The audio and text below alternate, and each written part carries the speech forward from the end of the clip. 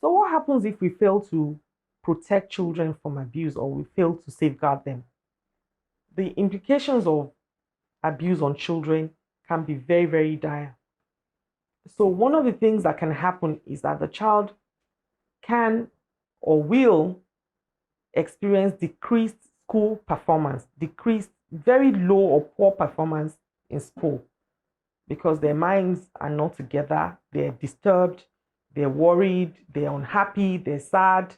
They experience different forms of feelings that will prevent them from performing optimally in school. So they develop this learning short poor learning outcomes in school.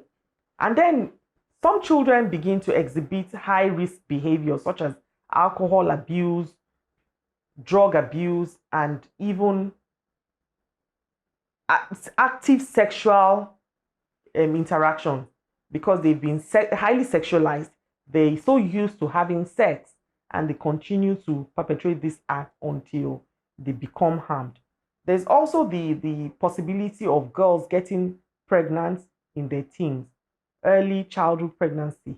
That's also a possibility. There's a possibility of them getting infected with sexually transmitted diseases.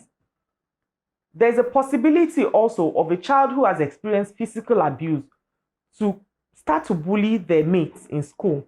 They become bullies. They become bullies and they transfer their aggression to other people around them. They spread the circle, they continue the circle of abuse because this is the only language that they understand. Violence, abuse. Those are the languages they understand. And so they become abusers themselves. It's a very high possibility for children who have experienced this kind of violence against them.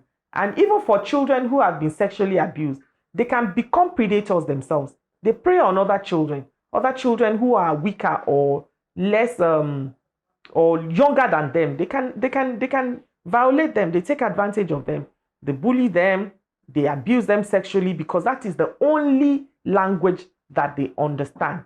And so also for children who become, perform poorly in school or pick up these different kinds of vices along the way, for them, the cycle of abuse continues and as well as the cycle of poverty.